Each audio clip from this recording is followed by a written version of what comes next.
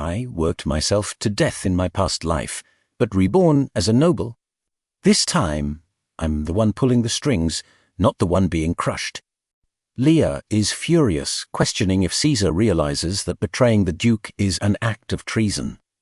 The soldiers are terrified, knowing that harming the Duke's son spells death for their families. Yet, Caesar pushes a dangerous lie. He claims Ryan is a fraud and that killing him will earn them a fortune in the north. Greed begins to outweigh fear. Caesar dangles the prospect of a new, wealthy life in the Orvis Empire, successfully swaying the soldiers' wavering loyalty. With their morale shifted, they draw their weapons, ready to commit high treason for a chance at a quick profit and a clean slate. Caesar demands Ryan's last words. Ryan coolly offers one final chance for repentance, but Caesar rejects it, signaling his men to charge. 60 Sekunden, realizing the battle is now life or death. Leah tears off her restrictive skirt, her movements becoming lethal and explosive as she prepares to clear the path. Leah descends upon the soldiers like a storm. She is untouchable, slicing through their defenses with terrifying speed, even when a spearman gets close enough to threaten Ryan's life. Leah reacts in a heartbeat, throwing her dagger with pinpoint accuracy to save her master before he even flinches. Ryan remains standing in the eye of the storm, his aura undisturbed, observing the carnage with cold detachment. He gives Caesar one final ominous warning to stop his stubborn pursuit, but the general, blinded by the promise of 1,000 gold coins, only drives his men to be more reckless. The soldiers fight with renewed desperation, chasing the bounty, but Leah is on a completely different level. She fights while rooted to a single spot, dismantling every challenger who enters her range. Seeing his men crumble, Caesar loses his temper and orders his elite wizards to join the fray. The wizards hurl magical ice arrows at Leah. She deflects them with ease, but the tactical trap is sprung. The residual cold energy anchors to the ground, freezing Leah's legs solid. 130's immobilized and trapped, she becomes a sitting duck. And Caesar immediately orders his men to overwhelm her. Ryan stays calm, throwing a hammer to Leah to help her gain altitude as she breaks free. Simultaneously, he reveals his secret weapon, an industrial-grade electrical battery. He prepares to unleash a force these men cannot comprehend, waiting for the perfect moment to discharge the current. Ryan drops the live cable, and the current surges through the ground. The soldiers scream in agony as lightning rips through their bodies. Ryan, insulated by his boots, watches the chaos with amusement. Wishing he had a camera to record this demonstration of high-voltage reality. The remaining guards are paralyzed by terror, convinced they are witnessing Forbidden's godlike thunder magic. Caesar is infuriated by their retreat, executing one of his own men for cowardice, but the fear is already irreversible. He shouts for a final, desperate charge, believing Ryan is just one man. Leah notices the soldiers are slowing down, and Ryan realizes his battery is finally drained. It was only a test run, but it has bought them enough time to break the enemy's spirit. Caesar, noticing the sudden silence of the lightning, orders his men to close in for the final kill. Just as Caesar thinks victory is within his grasp, the sky literally cracks open. A blinding bolt of lightning strikes the earth, and out of the brilliant flash, Selena emerges. Her eyes are burning with pure, unadulterated regicide that makes Caesar's blood run cold. Selena stares down the general, her presence alone silencing the entire battlefield. She calls Caesar a bold man for touching her business, and Caesar knows instantly that his time has run out. The tide has turned, and the real hunter has arrived to finish what Ryan started. Selena and her wizard squad arrive right on time just as Ryan's battery hits empty. Selena is dying to know the secret behind that shocking performance, but Ryan tells her to hold her horses.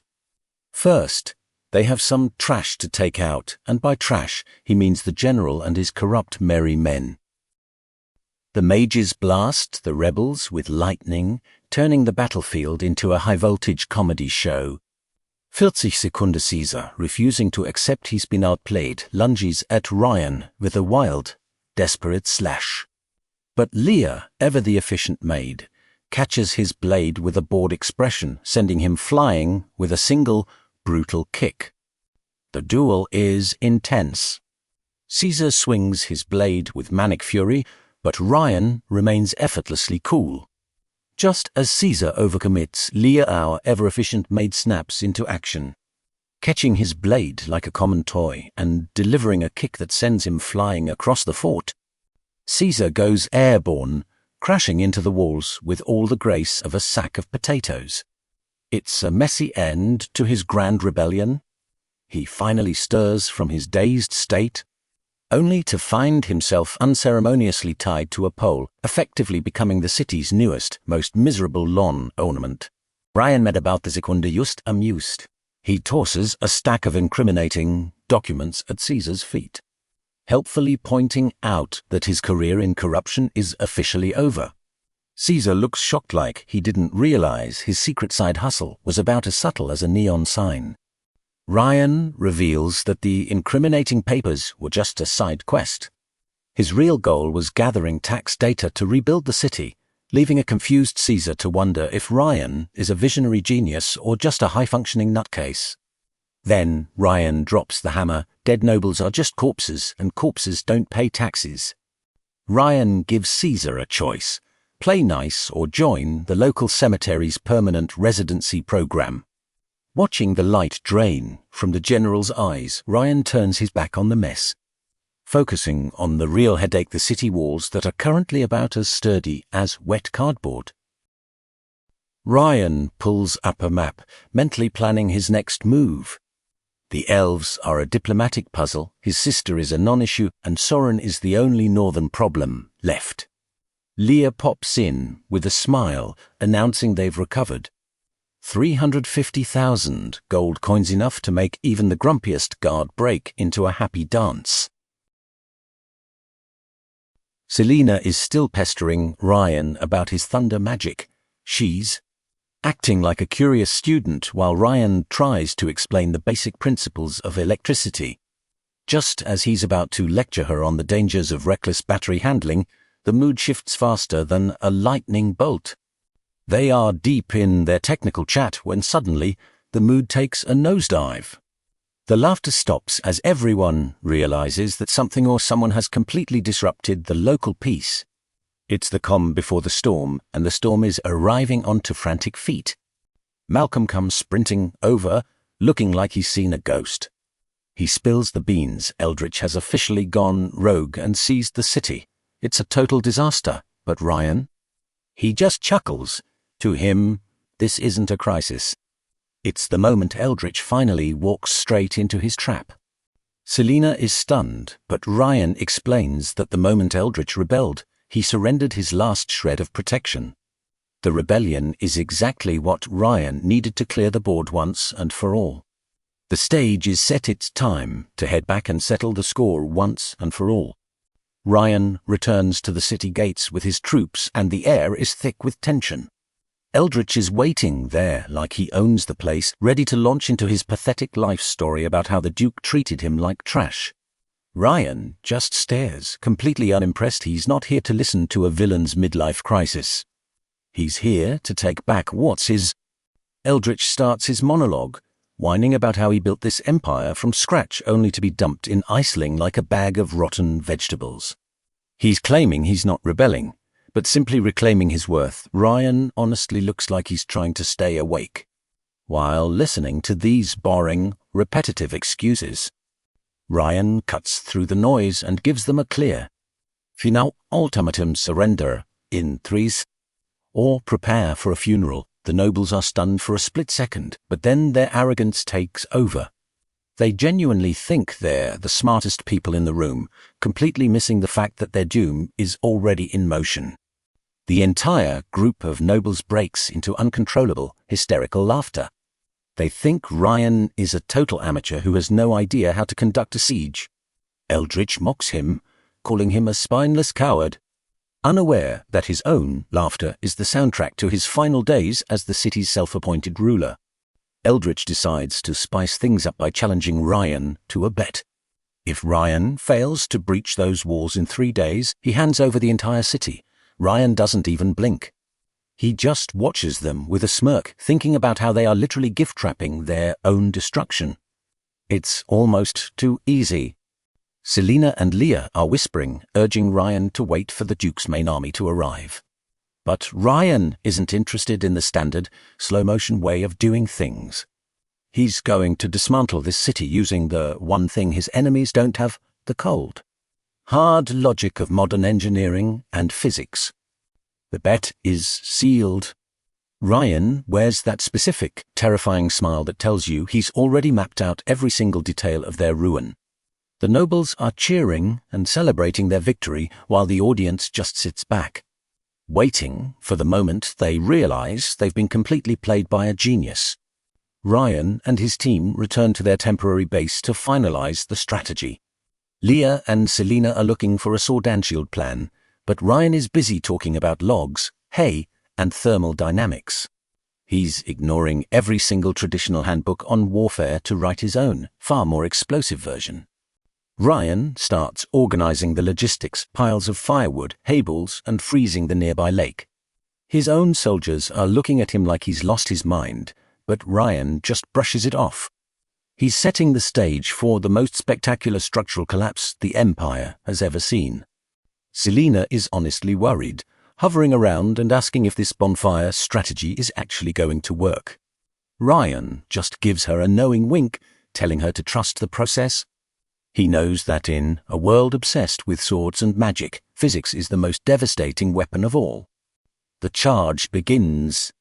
Ryan's men rush the walls, carrying nothing but bundles of firewood. Eldritch watches from above, nearly choking on his own laughter. Is he trying to roast the rocks? The noble incompetence is honestly at an all-time high, and it's hilarious to watch them underestimate him. The wall is now roaring with flames, heating up the stone. Eldritch is still busy scolding his guards, forbidding them from using magic to put it out. He's so obsessed with saving resources for the main event that he's literally helping Ryan cook the foundation of his own fortress. The countdown is on. Every single stick of wood is a final nail in Eldritch's coffin. The smug expressions on the nobles' faces are about to melt away as the walls start to groan and crack. The stone wall trick is going to be the most expensive physics lesson in the history of this empire. Eldritch is living his best life in his quarters, convinced Ryan is just wasting expensive firewood. He's mocking the bonfire as if it's the dumbest war strategy in history. He gathers his noble entourage, all giddy with excitement. Because today is the final day of the bet and they are absolutely certain they've won. Ryan rolls up to the city gate looking cool, calm, and collected. The nobles on the wall are practically rolling on the floor laughing, asking if he's come to surrender. Ryan just gives them a final last chance warning, while Eldritch thinks Ryan's brain has finally melted from the heat. Ryan signals the start. Selena rises into the air, gathering a massive amount of energy. The air starts to hum with electricity as she prepares to strike.